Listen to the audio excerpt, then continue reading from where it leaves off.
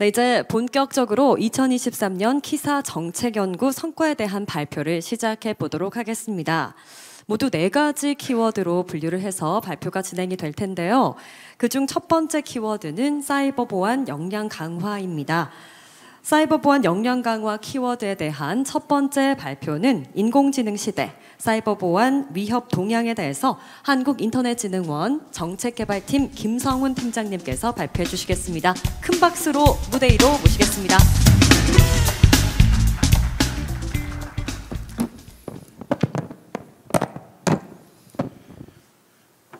네, 안녕하십니까. 예, 정책개발팀 김성훈 팀장입니다. 제가 오늘 발표할 주제는 인공지능 시대의 사이버 보안 위협 동향에 대해서 발표하도록 하겠습니다. 목차는 일단 올해 초에 시작된 챗GPT로 인한 내용과 그 다음에 그거에 대한 인공지능 보안 위협 그리고 인공지능 보안에 대한 주요 계획 정책 동향과 시사점 순으로 발표하도록 하겠습니다.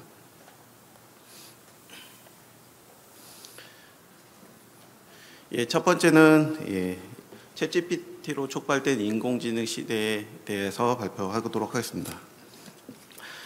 다들 아시다시피 올 상반기에는 챗GPT에 대한 이슈가 굉장히 많았습니다. 챗GPT는 2022년 11월에 공개돼서 5일 만에 100만 명을 돌파했고 2달 만에 1억 명을 돌파할 정도로 굉장히 빠르게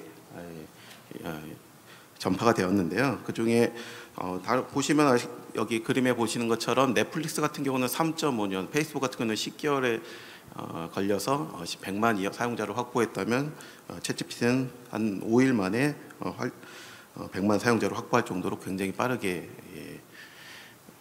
확산되었습니다. 그런데 그리고 인공지능에 대한 시작은 올해 처음 나온 내용이 아니라 2016년에 알파고가 나오면서 처음 인공지능을 실제적으로 사람들에게 알리기 시작했는데요. 그거에 반해서 이제 챗GPT라고 하면 챗GPT는 실생활에 사용될 수 있겠구나라는 생각을 심어주는 역할을 했다라고 볼 수 있을 겁니다. 오른쪽 그림에서 보시면은 챗GPT 업무에 얼마나 많이 활용될 수 있는지 보고서 자료 조사할 때도 그리고 아이디어를 얻을 때도 그리고 기본적인 번역 그리고 코딩하는 업무까지도 실제 사업 비즈니스나 업무를 할 때 굉장히 많은 분야에서 활용될 수 있다는 기대감 때문에 올해 굉장히 많은 이슈가 되었습니다. 챗GPT는 출시된 지 1년이 되었는데요. 출시 1년 만에 굉장히 빠르게 성장하고 있고 그럼에 대한 업데이트를 지금 오픈 AI에서 대부대회를 통해 가지고 발표를 했었는데요. 챗GPT 3.5를 발표한 지 1년 만에 챗GPT4 터보를 함으로 인해서 실시간성을 굉장히 21년도까지 있는 데이터를 23년 4월까지 데이터를 올리고 프롬프트에 들어갈 수 있는 토크도 8000에서 1200까지도 올리고 정도로 발전 속도가 굉장히 빠르다고 보시면 될 것 같고요. 챗GPT 같은 생성형 AI는 챗GPT는 아시겠지만 텍스트 기반의 생성형 AI고 저기 두 번째 있는 델리3 같은 경우에는 이미지를 만들어주는 굉장히 되게 다양한 저도 많이 사용해 봤는데 굉장히 이미지를 잘 만들어줍니다. 그래서 이미지를 만드는 서비스 그리고 TTS라고 하는 텍스트를 음성으로 읽어주는 서비스까지 굉장히 많은 서비스들이 빠르게 나오고 있고요. 이러한 인공지능을 만드는 거에 대해서 오픈 AI의 세멘트만은 이제 말하기는 이제 사람들에게 더 나은 도구를 제공하면 훨씬 더 많은 놀라운 일을 해낼 것이라고 하고 있고 그거에 대해서 MS에서 있는 사티아 나델라 CEO 같은 경우도 AI에 대한 혜택을 진짜 모든 사람들에게 다 쓸 수 있도록 하기 위한 워딩으로 이제 생성형 AI에 대한 투자를 굉장히 많이 하고 있습니다. 이러한 부분은 오픈 AI뿐만 아니라 해외 글로벌 기업들도 빅테크 기업들이 인공지능 선점을 위해서 초거대 AI 모델들을 개발하고 투자하고 있는데요.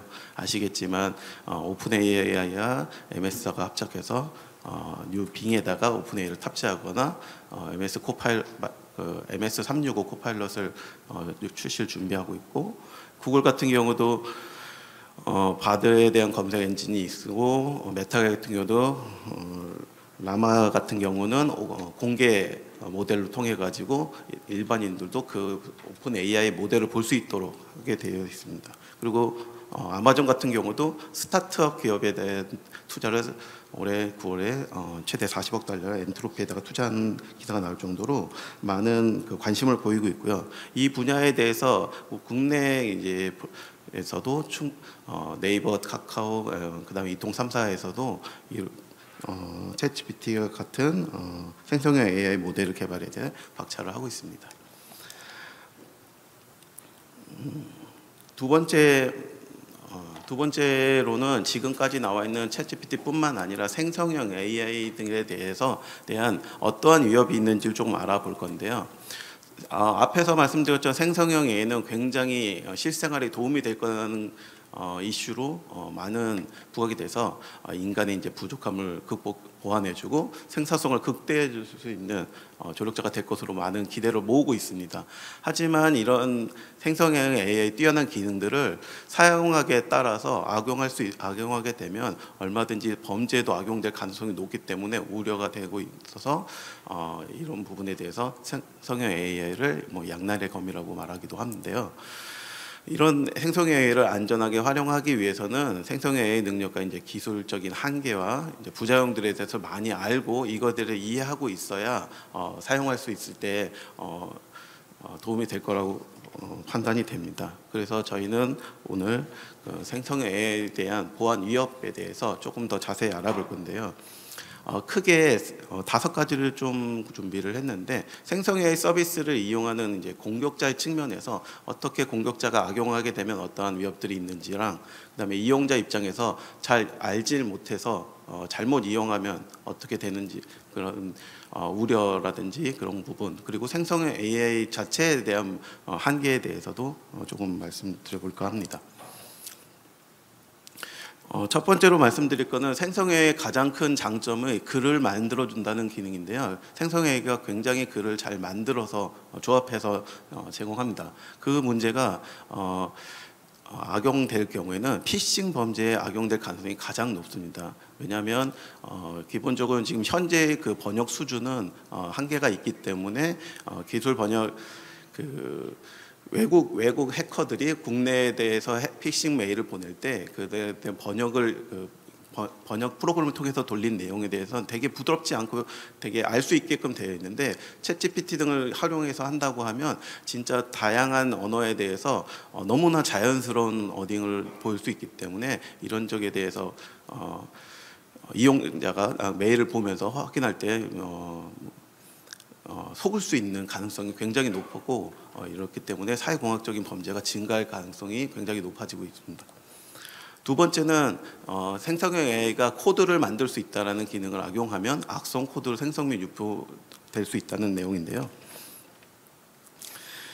생성형 AI가 코드를 짜주는 수 있는 기능 때문에 진짜 전문 지식이 없는 비전문가도 웹페이지를 통해서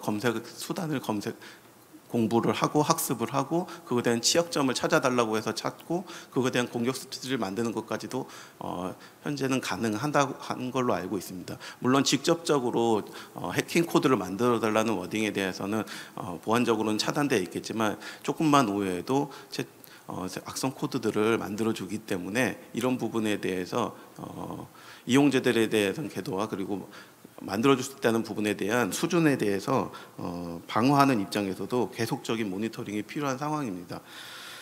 지금 아시겠지만 현재로는 챗GPT가 그 만들어주는 코드 수준은 우려할 정도로 바로 직접 써먹을 수 있는 코드 수준까지 만들어주는 것은 아니고 여러 가지 코드들을 다양하게 접목할 수 있는 능력이 돼야 하는 사람이 이용하는데 활용만 할 수 있는 정도 수준이지 바로 코딩에 해킹에 할 수 있는 수준은 아니라고 판단했고요. 이러한 내용들은 저희 키사 홈페이지에 있는 지식 플랫폼에 있는 챗GPT 보안 위협에 들어가시면 좀 더 자세한 내용을 확인하실 수 있습니다. 그리고 세 번째는 이용자가 잘못 이용하거나 할 경우에 그리고 프롬프트에 많은 데이터 정보들을 입력할 수 있기 때문에 그런 입력 정보값이 생성 AI를 서비스를 하는 기업의 개인 정보라든지 그 기업 정보들이 유출될 가능성이 있다는 내용입니다. 실제로 모 회사에서도 테스트를 하기 위해서 회사 정보를 넣어서 유출된 경우가 사례가 최근에 또 있었고요. 그리고 이런 부분에 대해서 생성 AI를 만드는 업체에 데이터가 넘어가면 그 데이터가 다시 또 학습에 활용돼서 또 학습에 활용된 데이터들이 이런 해커나 해킹을 통해 가지고 2차적으로 다시 유출될 가능성도 있기 때문에 생성형 AI를 이제 업무에 사용하게 된다면 이 입력값에 대한 유출을 방지하기 위한 조치가 반드시 필요하다고 생각됩니다. 그리고 밑에 있는 걸 그림에 보시면은 의사 지금 제가 이렇게 표현해 드린 거는요. 병원 같은 경우에는 직접적인 환자를 내용을 담은 내용이 많기 때문에 우려가 될 수 있고요. 글로벌 같은 기업 같은 K-팝 같은 이런 개인 정보들이 다른 해외로 많이 활용될 수도 있고, 반도체나 저희 같은 방산 해첨단 기술을 가진 업체들도 챗GPT를 활용하기 위해서는 굉장히 많은 보안 조치를 갖춰야 돼서 안전하게 활용해야 될 것이라고 보여집니다.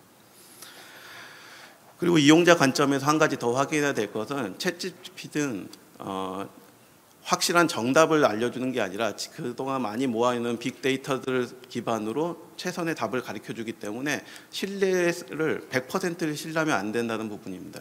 생성형 AI는 자기가 학습한 많은 데이터 중에 가장 확률적으로 대답을 하는 거기 때문에 그거에 대한 최종 검증을 해야만 하고, 그걸 하지 않을 경우에는 그거를 학습한 데이터들이 많은 나라의 편향적이거나 정책의 편향적인 내용들이 담길 수 있습니다. 이런 부분을 반드시 검증하고 최종 결과물에 대해서 확인하는 절차가 필요해야 할 것으로 보입니다.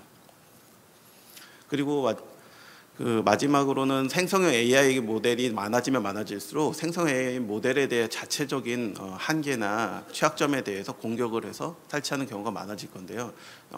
이거보다 더 많은 공격 비법들이 있지만 생성형 AI는 크게 네 가지로 볼 수 있습니다. 첫 번째는 데이터에 악의적으로 오염된 데이터를 주입해서 중독되거나 오염시키는 데이터 오염 공격이 있을 수 있고요.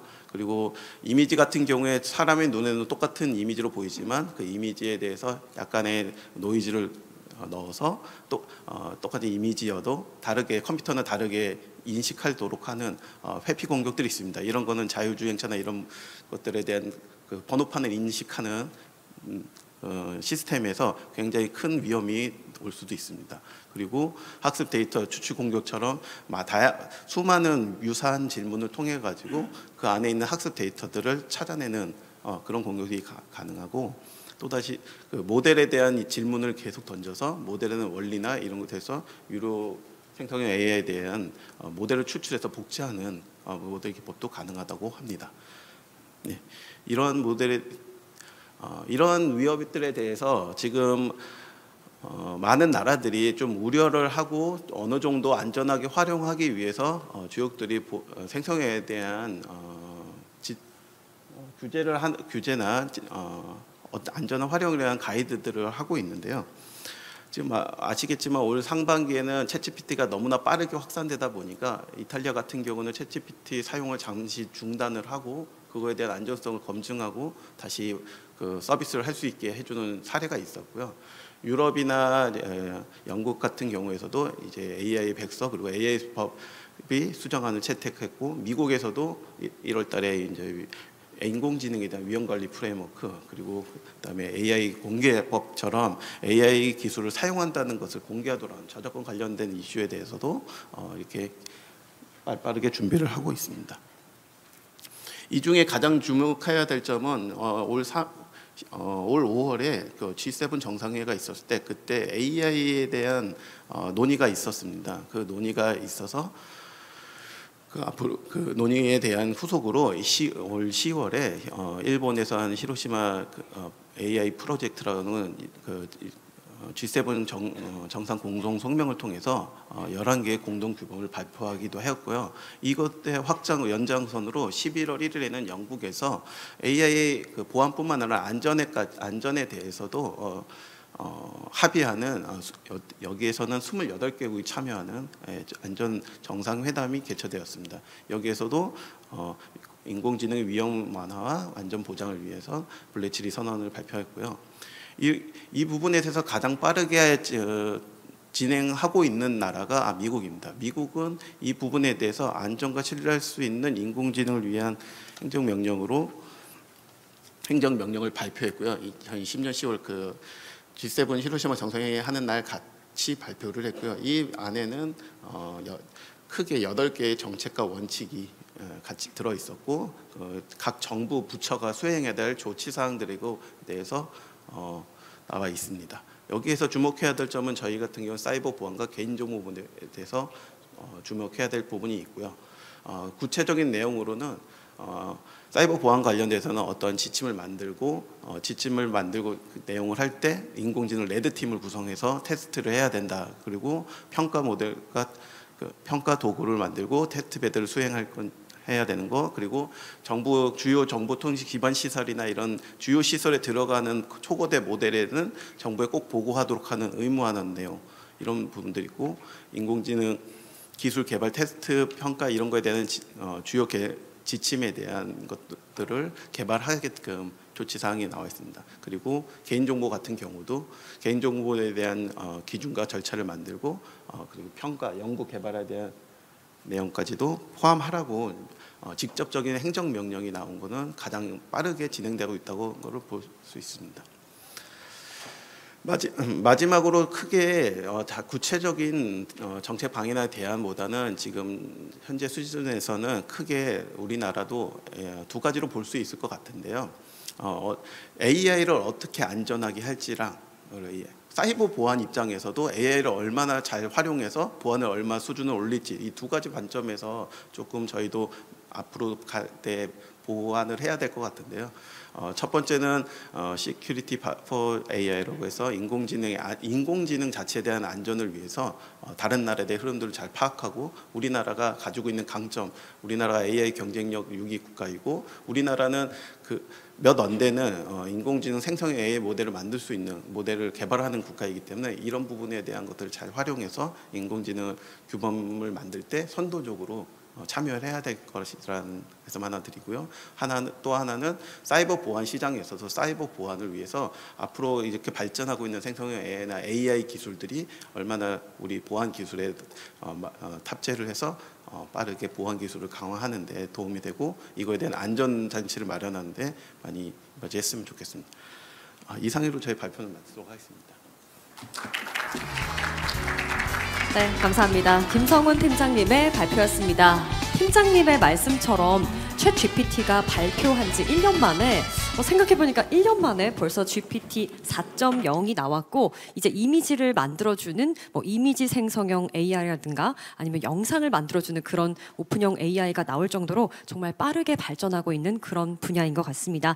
이런 인공지능 시대에 우리나라가 어떻게 이 사이버 보안의 위협에 대응을 해야 할지 그 필요성이 느껴졌던 발표였습니다. 다시 한번 발표 감사드립니다. 계속해서 사이버 보안 최근 입법 동향과 시사점에 대해서 한국인터넷진흥원 법제연구팀 윤주연 팀장님께서 발표해 주시겠습니다. 네, 큰 박수와 함께 무대 위로 모셔보겠습니다.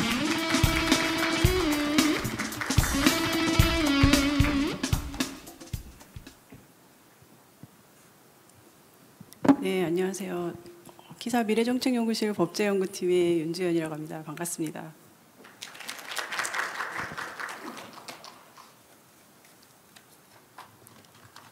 저는 최근에 사이버 보안 입법 동향과 시사점에 대해서 말씀을 드리려고 하는데요. 앞서서 저희 미래정책연구실 김정희 실장님께서 사이버 보안 트렌드에 대해서 발표를 해주셨는데 그 부분을 입법적으로, 법 제도적으로 어떻게 구현하고 있는지에 대한 부분들을 제가 말씀드릴 수 있을 것 같습니다. 네, 본격적인 내용에 앞서서 저희 법제연구팀에서 올해 추진한 어떤 그 법제 연구 추진 성과를 간단하게 말씀드리겠습니다. 그래서 지금 저희는 인터넷 정보보 법제의 동향을 분석해서 주요 이슈에 대해서는 산학연 포럼 전문가분들 활용하고 또 연구반 운영해서 올해 이런 연구들을 과제들을 좀 연구 추진하고 주요 입법으로 지원하는 활동을 했습니다. 이런 법제 연구 성과들을 바탕으로 해서 올해 2023년 사이버 보안 주요 입법 부분들은 어떤 경향성을 보였는지에 대해서 말씀드리겠습니다. 크게 5가지로 저희가 한번 뽑아봤는데요. 첫 번째는 그 사이버 보안 위험 관리의 규범화와 책임성 강화에 대한 내용입니다. 보통 이제 위험 관리라고 하면 이제 기술을 하시는 분들이나 보안 전문가분들은 뭐 너무나 당연한 이야기 아니냐라고 말씀을 하실 것 같은데요.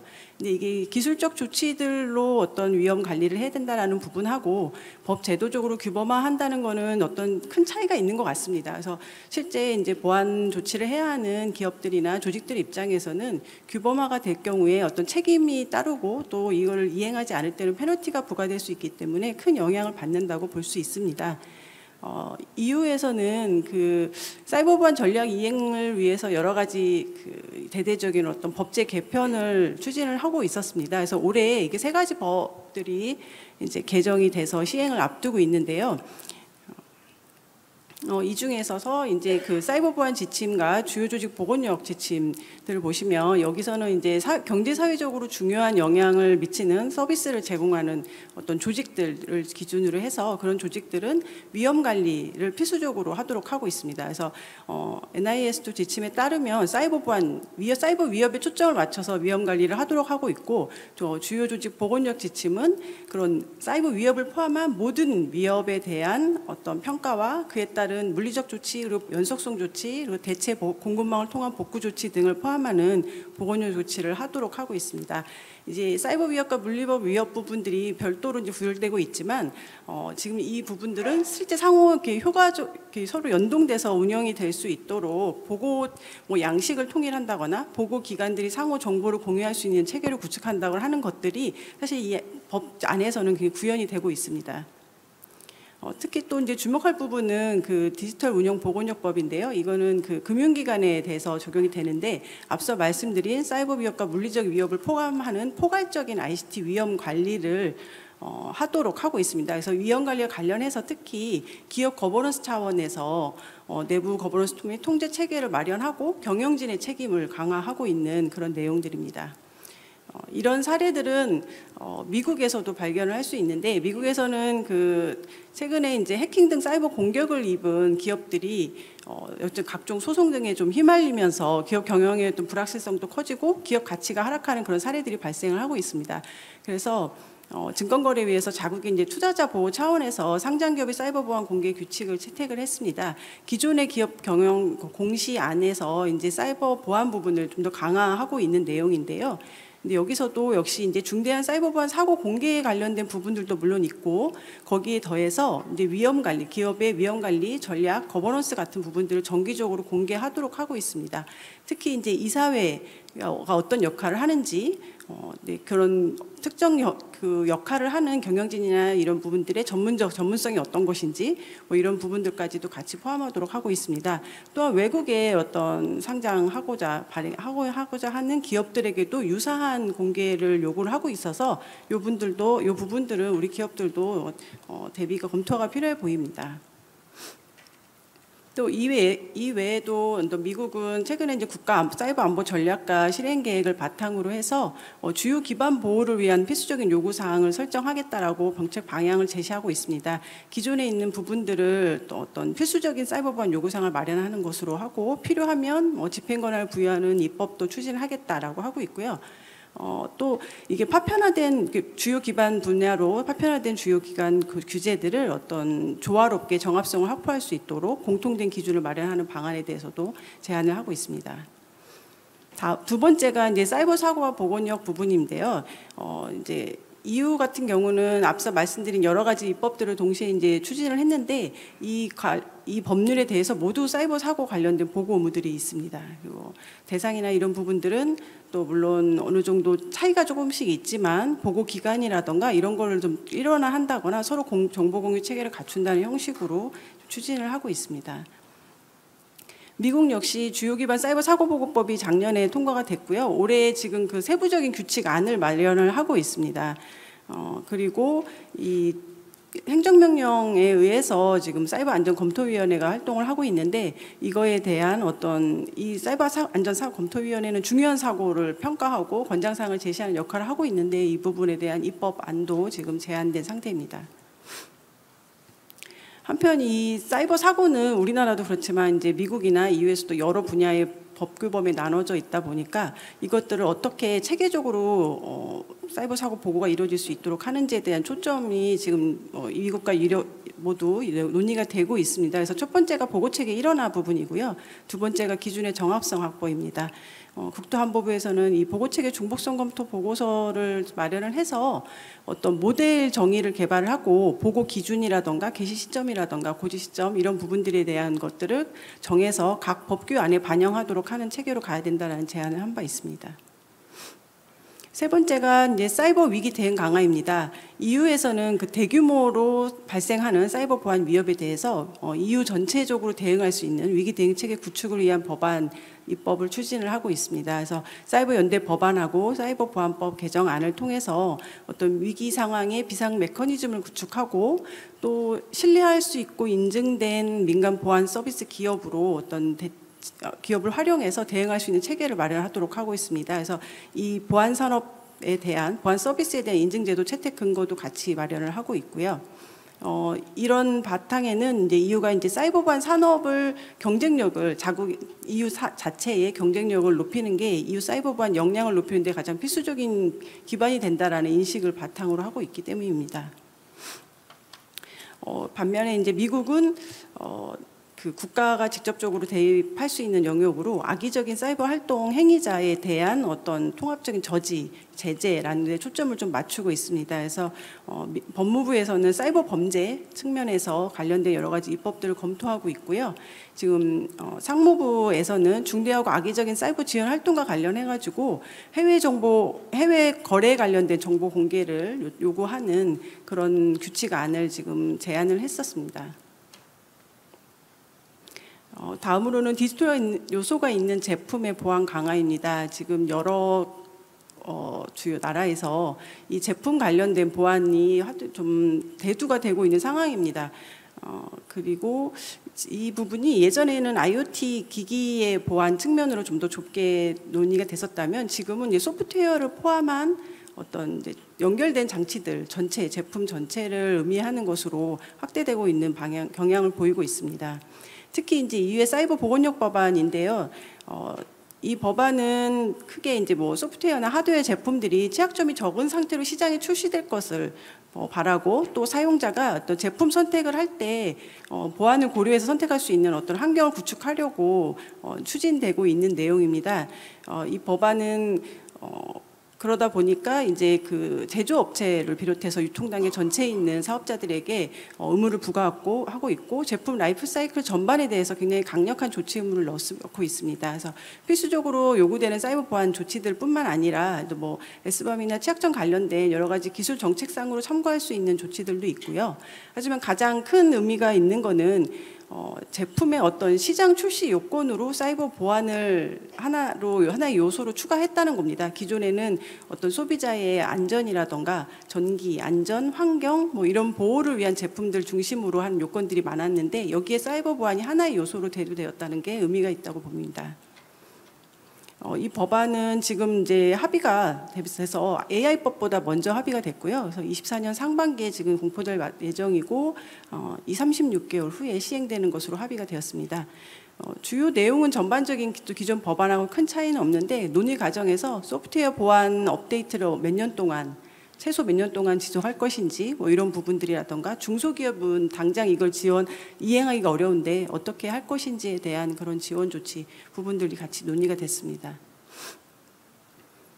영국 부분은 일단 EU보다는 좀 완화된 조치, 가장 최소한의 조치들만 요구를 하고 있고요. 요거는 자료로 참고하시면 될 것 같습니다. 미국 같은 경우는 뭐 안전한 지금 사이버 안보 전략과 실행 계획을 통해서 안전한 IoT 장치 개발 촉진을 위한 IoT 보안 라벨링 프로그램 시작이라던가 연방 조달 규정 관련 부분들을 개정을 해서 공급 소프트웨어나 제품의 공급자에 대한 보안 조치를 요구하는 형태로 추진을 하고 있습니다. 뒷부분의 자료들은 자료를 참고하시면 될 것 같습니다. 그리고 일본 같은 경우 잘 알고 계시겠는데 이제 저희 올림픽 때 한시적으로 시행을 했었거든요. IoT 기기 조사, 취약점 조사 관련 업무를 부여하는 근거 규정이 있었는데요.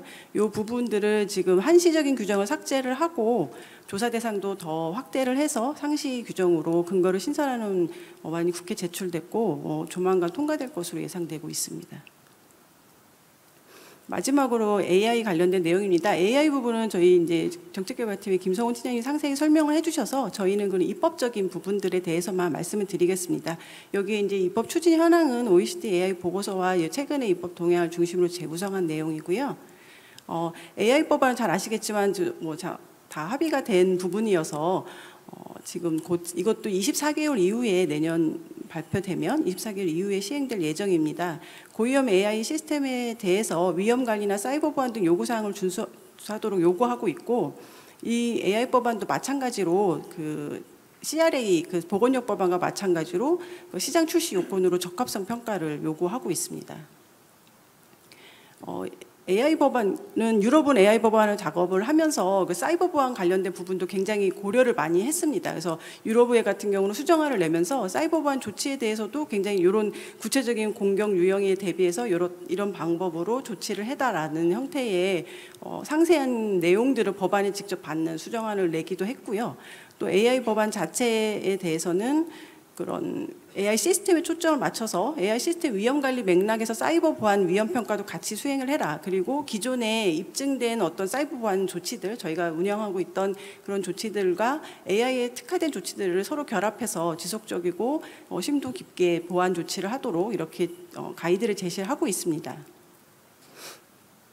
합의 내용은 한번 참고하시면 될 것 같고요. 최근 안전성 측면에서는 이제 위험력이 높고 영향력이 큰 범용 시스템, AI 시스템에 대한 어떤 가이드를 마련했다라는 게 최근 합의 내용에서 저희가 참고할 만한 내용인 것 같습니다. 이 부분은 굉장히 이제 내용들은 세부 조치들은 집행위가 추후 어떤 코드 오브 컨덕트를 마련할 예정입니다.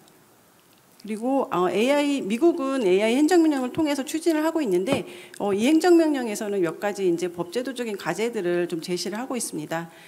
요 과제의 내용들은 참고를 하시면 될 것 같은데 세부적으로는 제가 판단을 하기로는 기존에 추진되고 있던 여러 가지 주요 기반 보호나 리스트의 위험관리 프레임워크나 뭐 연방 조달 규정이나 이런 부분들에서 AI를 다 추가하고 접목하는 방향으로 지금 과제들을 제시하고 있는 것으로 보입니다. 마지막으로 이제 시사점입니다. 저희가 입법 동향들을 올해 한 해 살펴보면서 느낀 건데요. 이제 첫 번째는 사이버 보안 책임 강화를 통한 사이버 보건력 확보를 위해서 어떤 조치를 할 수 있느냐 하는 겁니다. 그래서 우리나라도 뭐 여러 가지 정보보호 관련된 법들이 있고 그런 법 안에 뭐 사이버 보안 조치 의무라던가 위험 관리 부분들이 내재돼서 다 반영되어는 있습니다. 근데 이런 기술적인 조치를 어떻게 하느냐라는 거에 초점을 맞출 수도 있지만 앞으로는 어떤 조직 운영이나 경영 관리 차원에서 사이버 보안 위험 관리를 어떻게 강화할 수 있을 것인가, 형식적으로 이런 조치만 하고 이렇게 마치는 것이 아니라 지속적으로 그 관리하고 개선할 수 있는 프로세스를 어떻게 더 반영하고 기업들이 내재할 수 있도록 할 것인가 하는 부분에 대한 연구가 좀 필요해 보입니다. 다음은 신속 효율적인 사고 보고 및 대응 프로세스 구현인데요.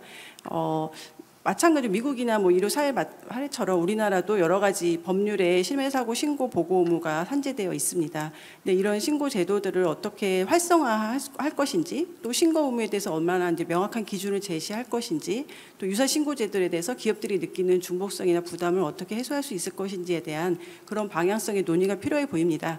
최근에 그 신고 시기 방법 절차를 이제 시행령에 위임한 망법 개정안이 가방이 통과되기도 했는데요. 이제 그 이후에는 그런 구체적인 기준을 마련하고 제시할 수 있는 방향의 논의가 필요해 보입니다. 그 세 번째로는 제품 보안과 소비자 보호입니다. 이제 그 소비자 보호의 관점에서 제품 보안이 굉장히 두드러지고 있습니다. 그래서 우리나라 같은 경우는 정보통신망법에 정보통신망 연결기기 등에 대한 보안 인증이라던가 침해 사고 발생했을 때 취약점 계산할 수 있는 기본 틀은 마련을 해놨는데요. 이런 부분들을 좀 이 제도를 활용하거나 좀 더 범위를 확장해서 소비자 보호나 안전 관점에서 보안성을 강화할 수 있는 부분들이 있을지에 대한 논의가 필요해 보입니다. 그리고 AI 부분은 지금 국제적으로 많이 이제 안전 부분이나 보안이 강화되고 있기 때문에 그런 부분에 대한 규제를 어떤 식으로 접근하는지에 대한 좀 검토가 필요해 보입니다. 이걸 법 제도적으로 할 것인지 이유는 법 제도적으로 강화하고 있는데 실질적인 보안 기술이나 기준 안에서 충분히 녹여넣을 수 있는 부분들도 있고 하기 때문에 이게 규제를 수평적인 이유 각국의 저 규제 방향에 대해서 굉장히 다른 그 스펙트럼을 좀 보여주고 있거든요. 그래서 그런 부분들에 대한 검토를 통해서 우리나라에서도 AI 관련된 사이버 보안 부분은 어떤 식으로 법제도적으로 검토해야 되는지에 대한 연구를 해야 될 것을 보입니다. 지금까지 내용들은 저희가 이제 입법 동향을 통해서 느낀 시사점이고요. 이런 부분들을 참고를 해서 저희도 내년에 법제도 연구를 좀 추진하도록 하겠습니다. 이상입니다. 감사합니다. 네, 감사합니다. 법제연구팀 윤주연 팀장님께서 사이버 보안 최근 입법 동향과 시사점에 대해서 자세하게 발표해 주셨습니다. 다시 한번 감사드립니다. 계속해서 소프트웨어 공급망 보안 정책 동향 및 국내 정책 방향에 대해서 한국인터넷진흥원 디지털안전단 이익섭 단장님께서 발표해 주시겠습니다. 큰 박수로 환영해 주십시오. 네, 안녕하세요. 디지털안전본부의 디지털안전단 맡고 있는 이익섭입니다. 저희 디지털 안전단은 그 전반적인 업무를 잠깐 소개시켜드리면 이제 그 주요 정보통신 기반 시설 보호 관련된 업무와 그다음에 ISMS-P 인증 제도 운영 업무, 그리고 클라우드 보안 인증 제도, 그리고 방금 이번에 소개시켜드릴 소프트웨어 공급망 보안에 관해서 올해 좀 처음으로 좀 준비를 하고 있습니다. 앞서 이야기 드렸던 기반 보호나 ISMS-P 인증 제도 관련해서는 올해는 이제 제도의 어떤 실효성을 높여서 어떤 인증을 받은 기업들이나 기반 시설 관리 기관들의 어떤 그 수준들을 좀 더 향상시킬 수 있는 여러 가지 방안들을 마련해서 좀 적용을 해보았고요. 클라우드 보안 인증 같은 경우는 이제 그 공공 분야의 어떤 클라우드의 확산을 위해서 이제 클라우드 보안 인증 등급제를 고시를 했고요.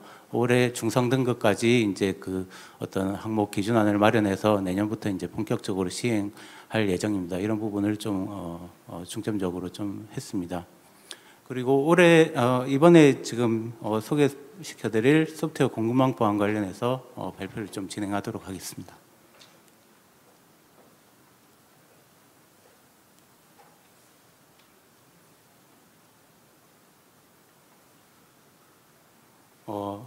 소프트웨어 공급망이라고 하면 이제 그 소프트웨어가 개발되고 그 다음에 배포되고 운영되는 어떤 전 단계에서 어떤 투입된 IT 자산, 개발 환경, 프로세스, 인력 뭐 이런 모든 투입되는 전체 내용들이 다 이런 어떤 소프트웨어 공급망의 그 범위에 포함이 되고요.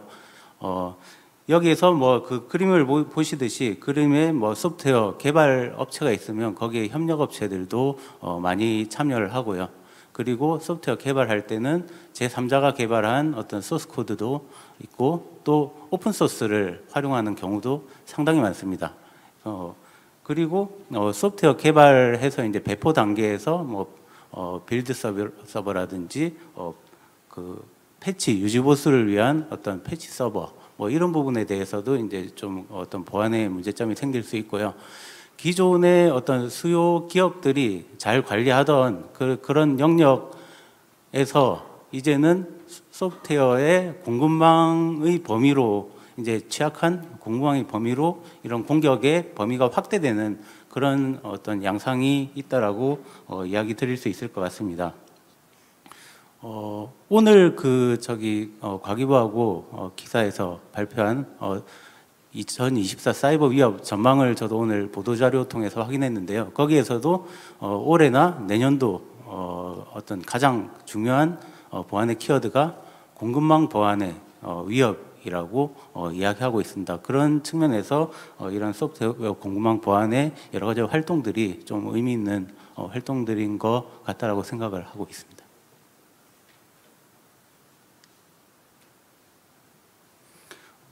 소프트웨어 공급망 보안 위협 사례인데요. 크게 한 두 가지 부분으로 조금 저희가 구분을 해볼 수 있을 것 같습니다. 우선은 개발 시점에 어떤 개발된 소스 코드에 어떤 취약점이 삽입되는 문제. 그리고 두 번째 어떤 개발 기업이라든지 수요 기업의 어떤 환경적인 측면에서 보안 수준이 좀 낮았을 때 이런 뭐 빌드 서버라든지 업데이트 서버가 해킹을 당해서 거기에서 이제 뭐 악성 코드가 좀 삽입이 돼서 조금 영향을 미치는 뭐 그런 문제가 있을 수 있고요. 여기에서 뭐 저기 사례로 보면 뭐 로그4j 사고라든지 솔라인즈 업데이트 파일 변조 뭐 그리고 뭐 가세야 사고 그다음에 3CX 빌드 서버 침투 같은 최근에 한 2, 3년간 가장 전 세계적으로 조금 이름을 떨쳤던 여러 가지 공격들이 이런 소프트웨어 공급망 보안의 공격 유형으로 좀 볼 수 있을 것 같습니다.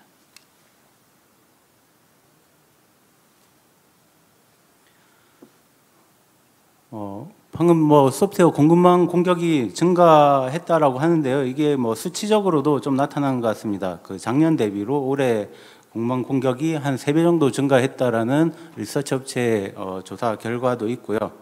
그리고 소프트웨어 내에 이제 오픈 소스가 차지하는 비중이 한 96% 정도 되고 오픈 소스가 취약점을 가지고 있는 그런 비중이 한 84% 정도 됩니다. 그래서 소프트웨어의 이런 오픈 소스들을 활용함으로써 개발 업체, 개발자가 알지 못하는 뭐 그런 상황에서 이제 자기가 개발한 그런 제품의 어떤 취약점들이 기본적으로 내재되고 그래서 그런 부분을 타겟으로 해서 나오는 공격들이 상당히 많다라는 것을 좀 이야기 드릴 수 있고요.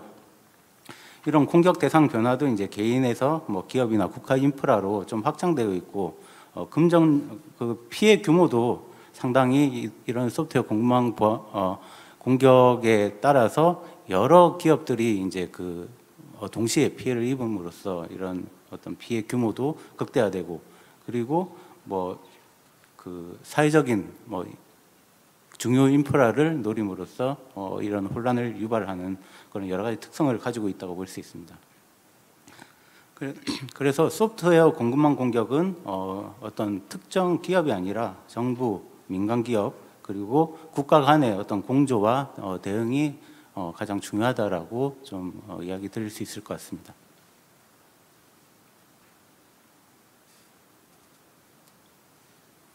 앞서 정책실에서 이제 뭐 해외의 이제 주요 정책 동향에 대해서 좀 자세하게 이야기 드렸었는데요. 공급망 보안 측면에서 좀 미국과 어떤 유럽의 사례들을 좀 살펴보면 미국 같은 경우는 이제 어떤 솔라인즈 사태 이후에 이제 대통령 행정명령의 14028 21년에 이제 발표를 하고 나서 이제 소프트웨어 공급망 보안을 좀 강화하려는 노력이 있었습니다. 크게 뭐 세 가지로 보면 이제 소프트웨어 공급망 보안에 대한 어떤 기준을 좀 강화하는 노력에 따라서 이제 공급망 위험 관리 기준을 개정하고 또 여러 가지 활동을 했고요. 그리고 소스 코드 개발 관리 정책 차원에서 이제 SSTF 보안 소프트웨어 개발 프레임워크에 대해서 좀 개정해서 좀 강화한 부분이 있고요. 그리고 마지막으로 좀 이번에 발표에서 조금 중요하게 이야기 드릴 S밤 적용 관련된 내용인데요. 정부에 납품되는 어떤 모든 소프트웨어에 대해서 S밤을 생성해서 제출하는 것을 의무화하는 그런 정책을 펴고 있고요. 특히나 FDA 미 식약처에서는 의료기기의 인허가 시에 S밤 적용된 제품만 허가를 하는 S밤의 필수적으로 제출을 요구하는 그런 정책을 펴고 있습니다.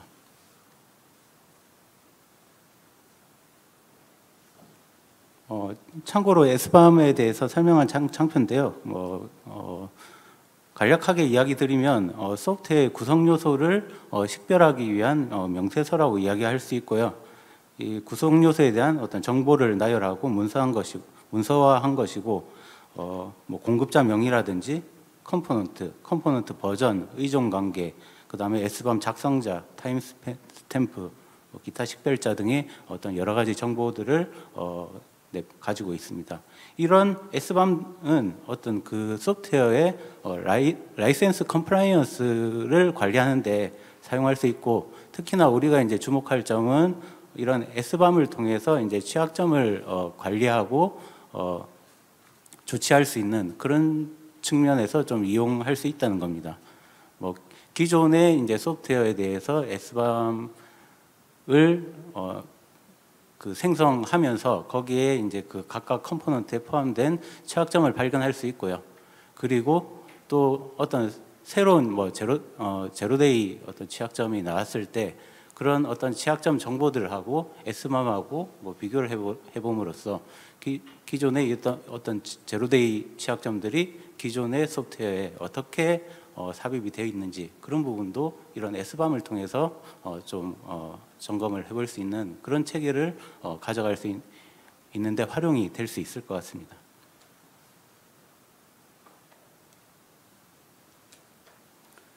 EU 같은 경우도 이제 그 작년에 사이버 보건력 법안 CRA를 이제 그 발표하면서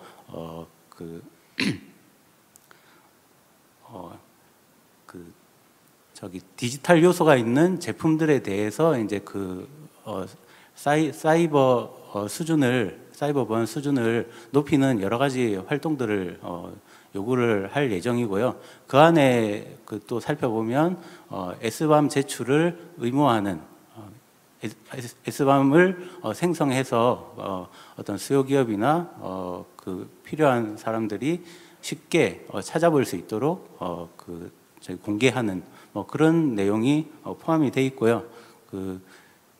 최근에 11월 달에 이제 EU의 의회하고 행정부 간에 이런 CRA 법에 대해서 합의를 이루었고, 실질적으로 의회에 이제 인준을 받으면 한 3년 내에 이제 각국의 어떤 의회에서 자기들의 어떤 사정에 맞게 이런 체계를 갖추면서 결국에 한 2027년 이후에는 이런 S밤의 의무 적용이 EU에 수출하는 모든 기업들의 제품에 다 영향을 미칠 것으로 이제 저희는 판단을 하고 있고요. 그런 측면에서 이런 부분을 국내에서 좀 더 준비를 할 필요가 있지 않을까라고 생각을 하고 있습니다. 우리나라는 이제 정책 연구라든지 의견 수렴, 기술 지원, 국내 협력 네트워크, 홍보 이런 다방면에서 좀 작년 10월부터 좀 활동을 진행하고 있고요. 과기정통부와 함께. 우선 작년 10월에 이제 소프트웨어 공급망 보안 포럼을 발족해서 여러 전문가들이나 업체들, 협회 이런 다양한 이해관계자들이 참여해서 우리나라의 소프트웨어 공급망 정책을 어떻게 가져갈 것인지 그런 부분에 대해서 논의를 한 바 있고요. 그 다음에 차관 간담회를 통해서 이제 기업의 어떤 의견 수렴 한 바 있고, 그리고 올해 한 S밤에 대해서 실증 사업을 해봤습니다. 이런 부분에 대해서 다음 장표에서 좀 설명을 드릴 예정이고요. 그리고 OECD나 시사 쪽하고 국제 협력해서 서로가 가지고 있는 기술화를 좀 공유할 수 있는 그런 어떤 자리도 가졌었고요. 마지막으로 S밤에 대한 카드 뉴스나 어떤 가이드 개발을 통해서 S밤을 생성하고 이용하는 그런 어떤 플레이어들이 쉽게 활용할 수 있도록 좀 안내할 수 있는 그런 어떤 작업들도 현재 진행 중에 있습니다. 공급망 보안 실증 같은 경우는 이제 그 미국의 뭐 SBAM 제출 의무화 정책에 대응해서 의료 분야의 소프트웨어를 하나 선정을 했고요. 그리고 이제 그 우리가 일상적으로 어떤 사용 빈도가 높은 보안 분야의 2개 제품, 그리고 해커의 주요 타깃이 되는 기반 시설의 한 4개 소프트웨어 제품에 대해서 실증을 좀 해보았고요. 어떤 소스 코드 진단이나 바이너리 진단을 할 수 있는 그런 어떤 도구를 활용해서 SBAM을 좀 생성하고 제대로 생성했는지 검증하고, 그런 부분이 취약점 조치까지 연결될 수 있는지 그런 부분을 좀 해봤습니다. 이 외에도 이제 그 소프트웨어 개발 업체들의 어떤 개발 환경이 제대로 이제 보안 수준이 갖춰져 있는지 그런 부분도 좀 점검을 해서 어떤 그 점검 결과를 리포팅하고 보안이 조치될 수 있도록 좀 컨설팅을 진행을 하였습니다. 실증 결과로는 우선은 보안 점검 쪽에서 점검했을 때 어떤 개발자들이 이런 어떤 보안에 대한 인식이 상당히 낮다라는 부분하고, 그리고 개발 기업이 사실 아까 이야기했던 그 일반적인 어떤 보안을 잘하는 기업하고 달리 좀 어떤 소프트웨어 개발 기업은 보안 관리 체계가 사실상 조금 수준이 낮다, 보안 관리 체계가 부재하다라는 그런 어떤 시사점을 좀 얻었고요. 그리고 SBAM 생성 관련해서는 상용 도구를 저희가 2개를 사용하고, 그리고 또 무료 공개되어 있는 도구를 한 2-3개 정도 더 사용했는데, 이런 상용 도구마다 어떤 동일한 제품에 대해서 SBAM을 생성해 봤는데 SBAM 결과가 조금 일부 상이한 뭐 그런 부분이 있고, 이런 것을 인적 자원을 통해서 좀 보정하고 뭐 그런 추가적인 작업들이 많이 소요되는 것을 좀 이번 실증을 통해서 발견을 했고요. 그리고 SBAM에 대해서 이해도가 높고 생성해 본 그런 경험을 가진 인력들이 상당히 부족하다는 부분, 그리고 SBAM의 신뢰성을 검증할 수 있는 그런 어떤 체계나 인력들이 부족하다는 부분을 좀 도출을 했습니다.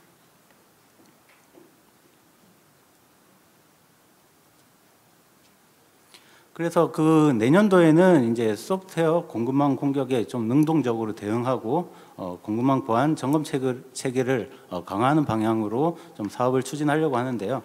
SBAM에 대한 적용을 확산하는 부분, 그리고 소프트웨어 공급망 보안 관리 체계를 구축 강화하고, 그리고 기업에 대한 보안을 적용 지원하는 부분, 그리고 소프트웨어 공급망 보안 인식을 제고하는 부분, 이렇게 한 4가지 정도로 좀 방향을 잡아보았습니다. 실증 같은 경우는 이제 그 미 정부에 이제 납품하는 소프트웨어라든지, 그 다음에 의료기기, 그리고 EU 디지털 제품의 SBAM 의무화를 대비해서 이런 쪽에 어떤 수출 기업들 위주의 어떤 좀 그 실증 타겟을, 실증이나 지원 사업 타겟을 좀 잡아보고요. 그리고 국내에 이제 그 사용 빈도가 높은 소프트웨어라든지, 그리고 공무원 공격의 주요 타겟이 될 수 있는 보안 소프트웨어든지 뭐 기반 시설, 이런 쪽에 어떤 타겟으로 해서 좀 내년도 실증이나 기술 지원을 추진할 예정입니다. 그리고 실증뿐만 아니라 이런 실증을 통해서 이제 생성되는 SBAM에 대한 정보들을 우리가 그 테스트베드를 키스크하고 협력해서 시범적으로 구축해서 DB를 좀 뭐 간략하게 만들어 볼 예정이고요. 이런 SBAM과 취약점 DB를 연계해서 취약점을 적시 조치하고 아까 이야기 드렸던 제로데이 어떤 취약점에 대해서 뭐 좀 더 발견하고 조치할 수 있는 그런 체계를 한번 시범적으로 검증할 수 있는 그런 어떤 테스트 베드를 구축해 볼 예정입니다.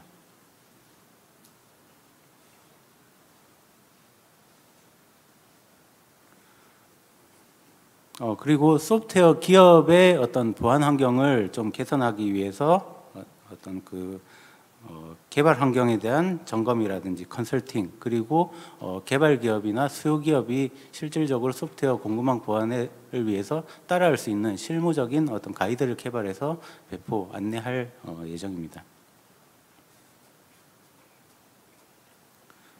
가이드 같은 경우는 이제 소프트웨어 공급망 보안 단계별로 요구되는 어떤 사항에 따라서 차별화된 가이드를 시리즈로 좀 생각을 하고 있고요. 개발 단계, 도입 이용 단계, 그리고 기타 부분에서 어떤 S밤의 생성 활용 가이드라든지 도입 기업은 안전한 소프트웨어 도입에 S밤을 어떻게 적용할 것인지 그런 부분, 그리고 개발 보안 환경을 좀 강화하기 위한 안전한 소프트웨어 개발 보안 가이드라든지 어떤 수요 기업의 조직의 공급망 보안 위험 관리 방안 이런 부분을 가이드로 해서 좀 개발할 예정이고요. 올해 연말까지 지금 현재 개발 단계에 S밤 생성 활용 가이드를 지금 작업을 하고 있고요. 내년 초쯤에 좀 릴리즈 할 수 있을 것으로 좀 계획을 하고 있습니다. 중장기적으로는 어떤 인식 제고를 통한 어떤 소프트웨어 공급망의 보안 향상을 위한 문화 조성, 그리고 어떤 플레이어 기업들의 이런 어떤 소프트웨어 공방에 참여할 수 있는 그런 어떤 환경을 마련하는 부분, 그리고 마지막으로 S밤이라든지 이런 것을 활성화할 수 있는 그런 여러 가지, 아니면 소프트웨어 공급망 보안을 수준을 향상할 수 있는 제도화 방안에 대해서 좀 연구를 하고 있는데요. 제도화 측면에서는 공공에서 할 수 있는 역할이 있고요. 국정원이라든지 행안부 이런 쪽에서 할 수 있는 역할이 있고, 민간 쪽에서 좀 선도할 수 있는 그런 역할이 있을 것 같다라는 생각을 하고 있고요.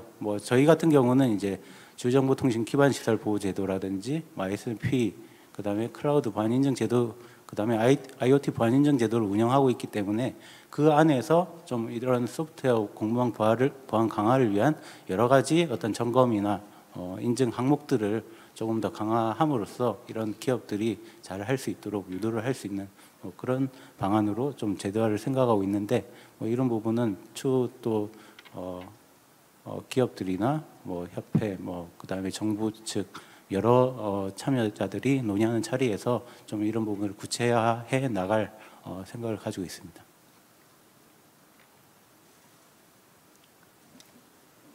네, 이상으로 준비한 발표를 마치도록 하겠습니다. 감사합니다. 네, 사이버 보안 역량 강화 세션 이제 마지막 발표를 이어가 보도록 하겠습니다. 사이버 10만 인재 양성 추진 성과 및 발전 방향에 대해서 한국인터넷진흥원 보안인재단 박정환 단장님께서 발표해 주시겠습니다. 단장님을 무대 위로 모시겠습니다. 뜨거운 박수로 환영해 주십시오.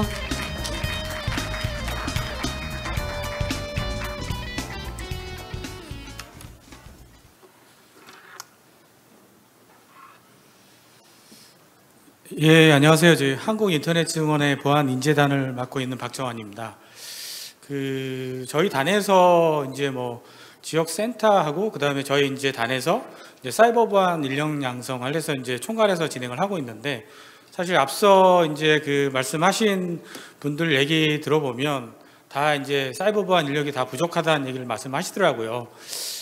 책임이 좀 막중하고요. 사실 이제 저희 혼자 하는 건 아니지만 이제 저희 키사가 이제 주도적으로 해서 키시와 키트리하고 같이 이 사이버 보안 인력에 대해서는 리딩해서 좀 양성을 하고 있다는 부분을 말씀드리고, 앞으로 지금 올해 사실 이제 주요 성과 위주로 좀 말씀을 좀 드리고, 향후에 이 사이버 보안 인력에 대해서 어떻게 좀 더 이제 양성을 좀 더 효율적으로, 그 다음에 필요한 인력을 보급할 수 있는지 관점으로 좀 말씀을 좀 드리도록 하겠습니다.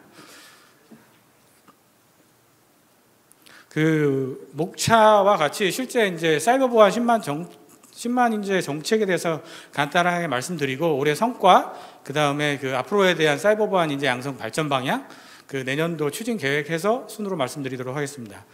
먼저 사이버 보안 인재 양성 정책입니다.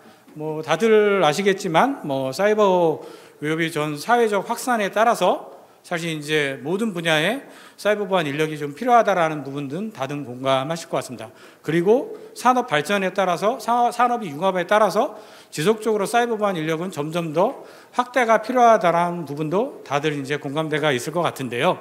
저 그 왼쪽 밑에 보시면 2015년부터 21년까지 이제 각종 그 사이버 보안 인력 양성에 대한 정책이 사이버 보안 인력 양성 정책을 발표한 건 아니지만 2015년에 예를 들면 KICT 발전 전략 안에 사이버 보안 인력 양성을 어떻게 해야 된다. 이런 부분들을 정의를 해가면서 사이버 보안 인력에 대한 필요성이나 이런 부분에 대해서 강조하면서 모든 각종 정책의 사이버 보안 인력 양성에 대해서는 그 시기에 맞춰서 실제 이제 관련된 인력 양성이 필요하다는 정의를 좀 한 바가 있습니다. 그래서 보시면 알겠지만 2015년에는 생애주기형 사이버 보안 인력이 필요하다. 그 다음에 2016년에는 산업 리더형. 그 다음에 쭉 이어서 이제 아시겠지만 이제 코로나 오면서 비대면. 그 다음에 사이버 이제 이런 측면에서 사이버 대응 역량 이런 부분에 대해서 인력 양성이 좀 필요하다. 라는 부분이 있었고, 이게 이제 그 꽃을 피운 게 사실 22년도입니다. 그래서 사이버 인력 양성에 대한 정책 하나로 해서 발표한 게 22년도 7월에 사이버 보안 10만 인재 양성하는 부분이 22년 7월에 발표가 됐고요. 가운데 표를 보시면 알겠지만 간단하게 좀 말씀을 드리면 예비 인력 4만, 재직 인력 6만입니다. 그래서 이제 10만이고, 예비 인력을 보시면 알겠지만 사실 이제 이 예비 인력 같은 경우는 저희가 이제 인력 현황 조사를 매년 한 건 아니지만 인력 현황 조사를 해보면 2016년에서 20년까지 사이버 인력의 증가율을 좀 확인했더니 실제적으로 보안 기업의 인력 증가율이 7% 정도 되고, 그 다음에 이제 일반 기업의 인력 증가율 같은 경우에는 5.6%. 그래서 아까 말씀드린 것처럼 21년도에 12.4만 명이었습니다. 저희가 조사할 현황이. 그래서 저 산업 그 인력 증가율을 확인했더니 26년도에는 약 신규 인력 같은 경우, 예비 인력 같은 경우 한 4만 정도 양성을 해서 보급하는 게 필요하다라는 부분이 좀 측정이 되었고요. 그 다음에 이제 추가적으로 이제 21년도에 12.4만 명이라고 말씀드렸지 않습니까? 관련해서 거기에 이제 확인을 했더니 초급 인력 50% 이상이 초급 인력이어서 이러한 인력들을 중급, 상급으로 좀 올려야겠다라는 측면으로 해서 그거의 반이 6만. 그래서 약간 2026년까지 10만 이제 양성을 하는 게 필요하다라는 부분이고요. 이러한 부분들은 조금 산업이나 발전에 따라서 조금 차이는 있을 수 있겠지만 이런 측면으로 해서 10만 이제 양성을 목표로 세워서 지금 올해 이제 작년에 발표를 했지만 올해 원년으로 해서 지금 인력 양성을 하고 있다라고 말씀드릴 수 있고요.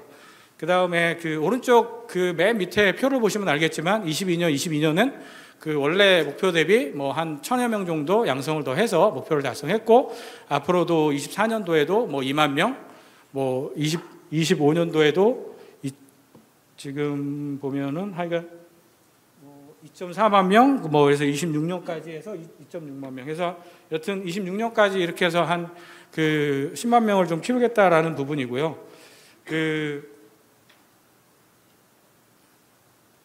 그래서 이제 좀 약간 좀 세부적으로 성과를 좀 확인을 하자고 하면 이 부분은 이제 약간 양적 성과 측면에서 이제 이런 실적 관리, 그 다음에 관련된 교육기관 간의 협업이 되게 중요합니다. 그렇기 때문에 실제 이제 이런 추지 체계 확립, 그 다음에 이제 점검 체계를 운영, 그리고 이제 이러한 부분들을 지속적으로 관리 위한 성과 관리 체계를 확립함으로 해서 이러한 26년까지 정부 과제, 국정 과제인 10만 인재 양성을 좀 달성하겠다라는 측면이고요.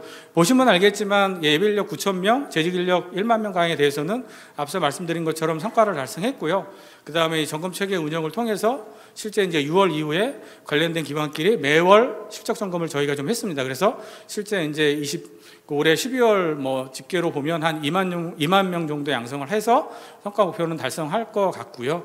그 다음에 저희가 이러한 부분들을 좀 더 좀 체계적으로 좀 관리를 하기 위해서 저희가 홈페이지를 좀 개선을 했습니다. 그래서 이러한 양적인 측면뿐만 아니고 정부의 정책 방향이나 이런 부분들, 그 다음에 실질적으로 양적인 측면뿐만 아니라 질적으로도 우리가 어떻게 좀 인력 양성을 해야 되는 측면에서 활용하고자 이제 홈페이지를 개선을 했고요. 내년부터 올 연말이나 내년 초에 이런 홈페이지를 오픈해서 실시간으로 실적 관리도 하고 정부 정책 방향이나 이런 것들도 대내외적으로 공유를 하겠다라는 측면으로 이해하시면 될 것 같습니다.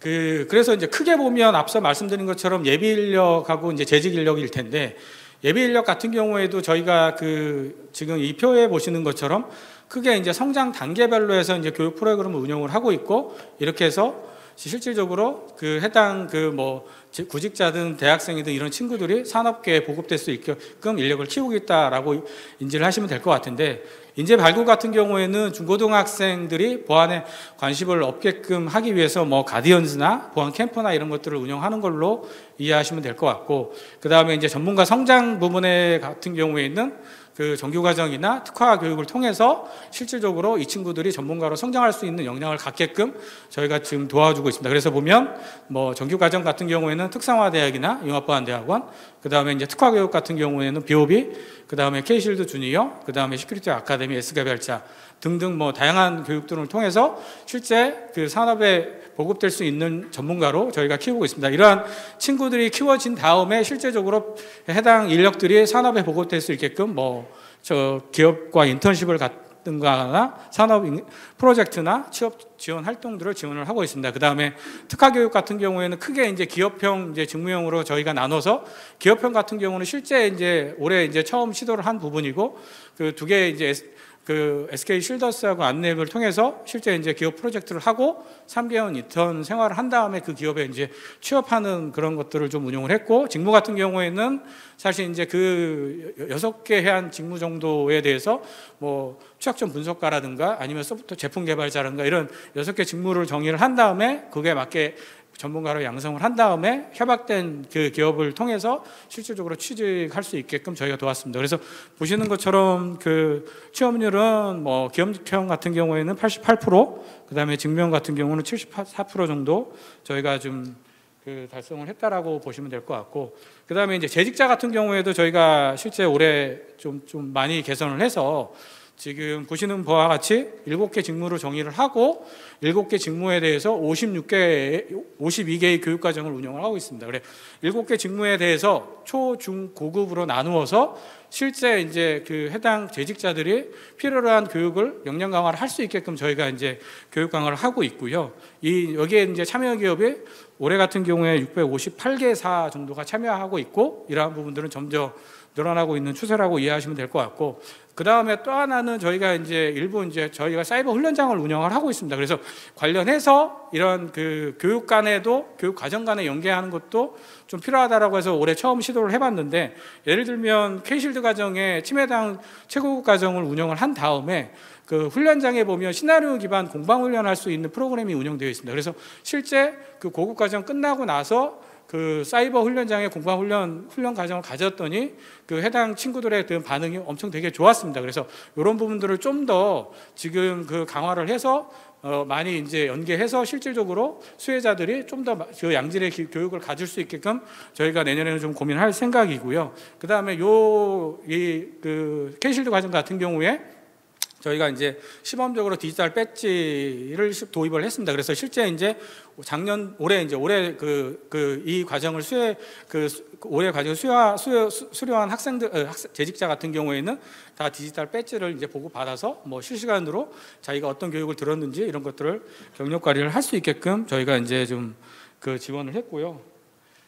그 다음에 조금 이제 이 부분은 좀 이제 저희가 조금 올해 성과로 보면 사실 이제 좀 청년들을 위해서도 조금 이제 말 그대로 조금 이런 우수 인재들이 유입한다거나, 그 다음에 이제 좀 약간의 지방에 있는 대학생들이나 이런 부분들, 그러니까 청년들을 위한 프로그램들을 좀 기반을 좀 다진 한 해라고 좀 생각을 합니다. 그래서 지금 올해가 좀 스타트라고 좀 보시면 될 것 같고, 내년에 이런 부분들을 좀 더 많이 해서 청년들이 좀 더 이 정보보호에 관심을 갖게끔도 하고, 더 나아가서는 글로벌 기업까지 좀 관심을 갖게 하는, 취업할 수 있는 이런 거 관심을 갖게 하는 그런 부분들을 조금 좀 도모할 생각이라고 이해해 주시면 될 것 같고요. 그래서 이제 보시면 알겠지만 올해 처음으로 이제 글로벌 이제 해외 연수 프로그램을 신규로 운영을 했습니다. 그래서 지금 우수 수료자 대상으로 해서 실제 이제 7월에 8월에 그 사이버 블랙캣하고 이제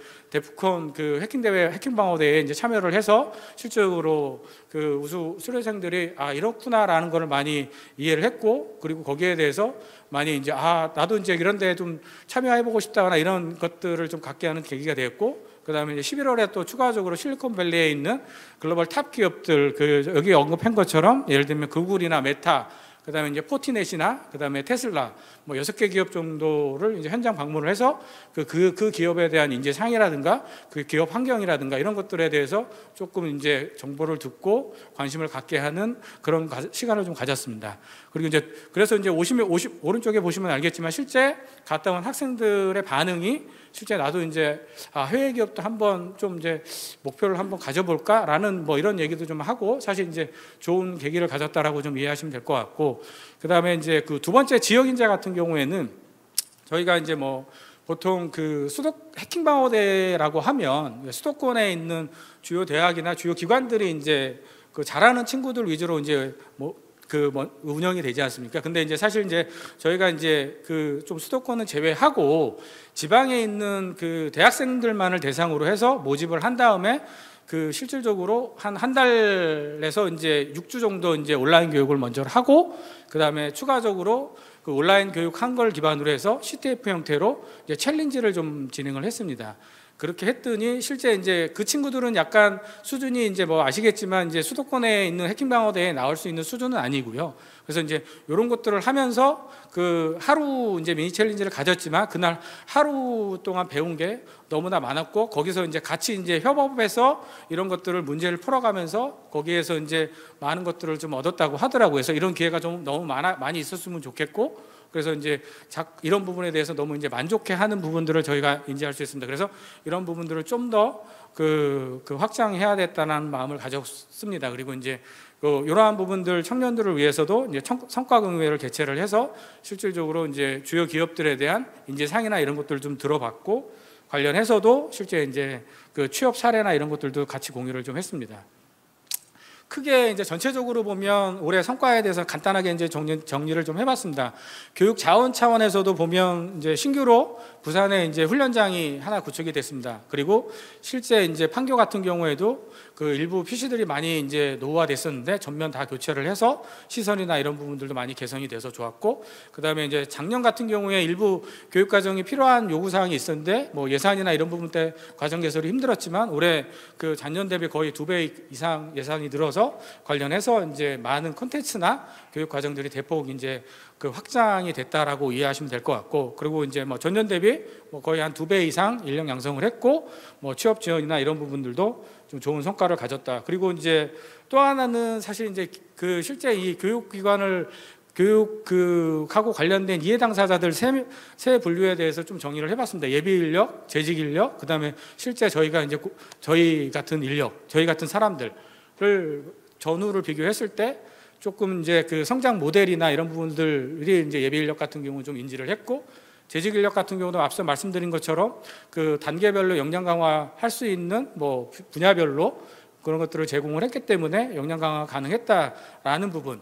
그 다음에 뭐 올해 이제 대통령 행사라든가 그 다음에 대내외 이제 뭐 상도 좀 저희가 좀 받은 부분도 있습니다. 그래서 관련해서 대내외적으로 좀 인력 양성을 좀 뭐 대내외적으로 좀 인정받지 않았나 하는 라고 이제 좀 약간 생각하는 부분이 없지 않아서 실제적으로 내년도에도 이거에 이제 피를 받아서 내년도에 좀 더 적극적으로 수행 기간도 또 해보겠다라는 마음을 갖게 됐고요. 그다음에 그 실제 이제 이거는 이제 그 아직 이제 결과가 올해 이제 나오긴 했는데, 사실 이제 이 부분은 앞으로 이제 저희가 이제 사이버 보안 인력에 대해서는 어떻게 키워 나가야겠다라는 측면으로 좀 정리한 문서고요. 여기 보시는 것처럼 이 자료는 유럽의 ECSF, 그 다음에 미국의 나이스 프레임워크를 기반으로 해서 여기 보시는 것처럼 미국의 그 7개 카테고리 전문 분야 33개, 직무 역할 52개 여기에 정의를 되어 있고, 유럽도 마찬가지로 12개 직무 기반으로 해서 지식이나 기술을 정의하고 있습니다. 요거를 기반으로 추가적으로 저희 국내 기업의 리크루트 현황이나 그다음에 저희 교육과정, 그다음에 그 국내 그 주요 대학의 정보보 학과 이런 것들을 다 분석을 통해서 우리나라에 이제 적합한 한국형 12개 직무를 좀 정의를 했고요. 거기에 필요한 92개의 지식, 45개의 기술 목록을 좀 정의를 했습니다. 그래서 이제 이 부분에 대해서 이제 검증을 좀 해야 되는 부분은 없지만 그 오른쪽 표를 보시면 크게 보면 이거에 대해서 위에 기관, 대학, 개인, 기업 측면에서 실질적으로 이제 기관 측면에서는 이러한 그 정의된 직무 기반으로서 이 교육 커리큘럼에 반영을 해서 이런 인력을 키워야 되겠다라는 부분들을 좀 고민을 할 거고, 대학 측면에서도 이런 것들을 안내를 해서 대학에서도 학생들 가르칠 때 좀 반영해서 이런 전문가로 키울 수 있게끔 조금 저희가 이제 그 내년 초에 사실 이제 간단한 가이드나 이런 것들을 만들고 인포그래피나 이런 걸 만들어서 대내적으로 좀 홍보를 해서 이런 부분들이 좀 반영될 수 있게끔 좀 그 계획을 하고 있고, 뭐 기업들도 마찬가지로 채용 공고가 중구난방으로 채용 공고가 됐는데 이런 것들을 저희가 제공을 하게 되면 기업들 측면에서도 그거에 적합한 우리가 어떤 인력을 필요로 하는 거를 정확하게 채용 공고를 낼 수 있으니까 그런 측면에서 좀 도움이 될 것 같습니다. 그래서 좀 그렇게 할 수 있을 것 같습니다. 그리고 내년도에 이제 주요 이제 마지막 그 페이지인데, 주요 사업은 말 그대로 이제 올해도 내년에도 저희가 이제 예산 확보가 좀 다른 사업에 비해서 예산 확보가 20.3% 정도 증액을 해서 그 좀 아직 그 내년에도 인력양성 사업은 계속 조금 더 이렇게 확장할 수 있는 그 상태가 됐고요. 이제 정규교육이나 뭐 그다음에 특화교육, 여기 보시는 표와 같이 실질적으로 이렇게 그 증대가 되는 걸 알 수 있고, 그다음에 내년에는 특히 이제 신규 사업으로서 이제 차세대 보안관제 교육을 진행을 할 겁니다. 이 부분은 예비 인력뿐만 아니라 지금 고령화 사회이기 때문에 시니어들도 대상으로 해서도 실제 이런 것들을 인력 양성해서 실제 취업까지 지원하는 그 사업을 지원할 거고요. 이 인력 양성 사업이 다부처 다기관 관련돼서 협력 강화를 통해서 이룰 수 있는 부분이라 관련해서 좀 더 이런 부분들을 저 협의해서 잘 나가겠다라는 부분이고, 마지막으로 이제 저희가 아까 말씀드린 것처럼 사이버 훈련장이 있지 않습니까? 이 훈련장은 훈련장을 기반으로 해서 다양한 그 특화 교육을 같이 연계해서 좀 더 교육의 시너지를 내겠다라는 측면으로 오른쪽 연계 확대 부분을 이해해 주시면 될 것 같고, 그 다음에 사업 관리 측면에서도 뭐 좀 더 취업이나 이런 부분들을 좀 관리를 잘해서 실질적으로 좀 더 그 내년에는 그 이 수혜자들이 좀 더 만족하고 그 다음에 산업에 필요로 한 인력들이 많이 보급될 수 있게끔 노력을 하겠다라고 좀 이해해 주시면 될 것 같습니다. 이상 말이 좀 빨리 말씀드렸는데 이상 마치도록 하겠습니다. 감사합니다.